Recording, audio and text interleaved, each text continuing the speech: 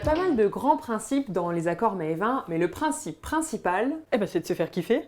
exactement. Ce qu'on recherche avant tout dans les accords mets et vins, c'est que le plat et le vin dansent ensemble. Parce qu'il y a des aliments qui affaiblissent le vin, d'autres qui les dynamisent, qui les exacerbent. D'ailleurs, c'est sur ça qu'on se base pour choisir les plats. On fera toujours attention à ce que le plat n'écrase pas le vin et vice-versa. Donc par exemple, sur ce rosé qu'on a là, on va pouvoir s'amuser. Parce que rien qu'à le sentir, Il est fruité, il est cerise, il est même presque bonbon. Et il y a cette petite touche épicée qui vient le renforcer. on passe aux accords. Là, on va s'amuser avec ce rosé sur un tartare de gambas, avocat, trait de citron vert et coriandre fraîche. Là, ça travaille sur le floral du citron. Ce que j'adore dans cet accord, c'est vraiment la dualité en fait, avec à la fois le gras de l'avocat, la chair croquante de la gambasse, très fraîche aussi, qui vient titiller l'acidité, le côté acidulé dans le rosé. La coriandre, elle est à la fois épicée et aldéhydée, ce qui fait qu'elle va attraper l'épicé de ce vin. Il est gourmand ce vin, donc on va pouvoir aller s'amuser dans des textures riches, comme l'avocat par exemple. Donc là, on a pu aller chercher un accord assez structuré dans ses matières et dans ses goûts. C'est quand même assez rémanent, la gambasse, la coriandre aussi, c'est pas évident forcément à marier. On pense rarement au rosé pour les accords mets et vins. Alors que c'est souvent un bon allié.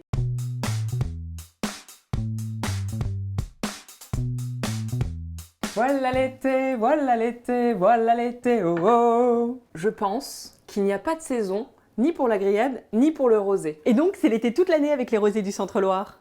Fourchette. Ici, on avait envie de vous proposer un accord qui n'est pas forcément des plus évidents, mais c'est vrai que le rosé souvent se marie assez bien avec et la viande blanche. Et avec les herbes aromatiques. Alors là, tu vois, il y a un truc que j'adore. C'est assez rare dans les accords mets et vins, enfin en tout cas quand on l'a, on est bien content. C'est quand le mets et le vin viennent donner un troisième goût, des notes de pâte d'amande. Ça renforce finalement l'amande de la cerise qu'on avait dans les fruits rouges. Donc non, les rosés c'est pas fait que pour le bord de la piscine l'été. On peut aussi tout à fait les accorder, tu vois, avec des viandes comme ça, des choses beaucoup plus relevées.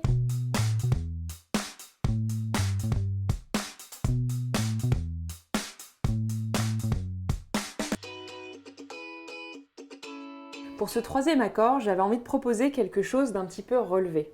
Et là, de fait, nous avons un curry de légumes, un curry doux.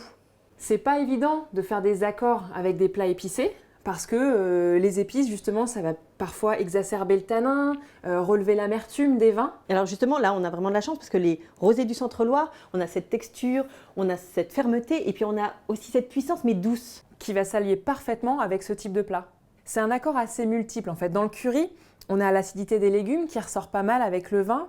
On a l'épice douce, le mélange d'épices douces qui se marie bien avec ce côté un petit peu poivré du gamay. Et au final, effectivement, cette douceur s'associe avec la fraîcheur du rosé. Et c'est sympa en fait de jouer avec les contrastes de température et donc de faire venir à table les blancs ou les rosés sur des plats chauds. Ce qui est top avec les rosés du Centre-Loire, c'est qu'avec leur versatilité et leur amplitude, ils peuvent vraiment s'accorder avec une multitude de plats différents. Alors, à vos fourneaux et on vous laisse déguster.